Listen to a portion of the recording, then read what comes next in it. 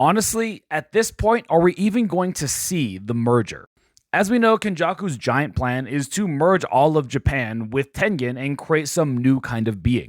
And for many others, and myself included, a lot of us thought that this was going to happen eventually because if you're going to tease something as big as this, more than likely it's going to happen.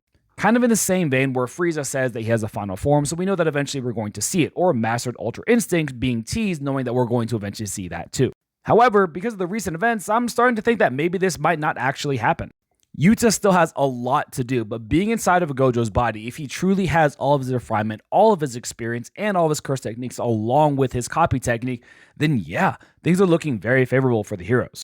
Which makes me think that maybe the merger isn't going to be a final form that was teased and we need to see, but maybe the merger is like a countdown in a movie.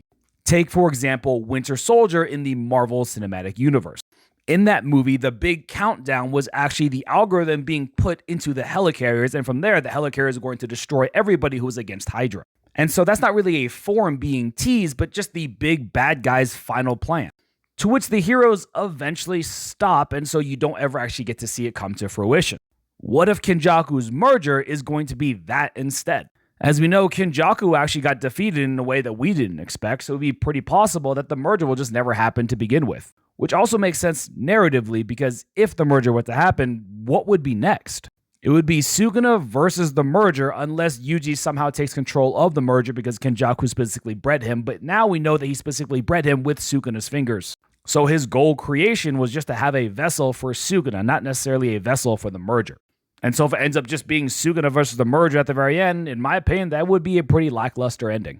And realistically, all we would see with the merger is just a giant being. That's really it. It's everyone being combined together and you create one big new monster. It's not really going to be anything super cool in my opinion. Dark, absolutely, but really something cool, something interesting for the story? Not really.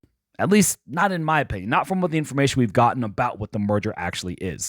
And so, King Man, I genuinely think the merger is just going to be just some giant grotesque being that hopefully Yuji could take control of if that actually happens. But honestly, they might just stop it at this point. It really, truly might just be a countdown that the heroes have to stop.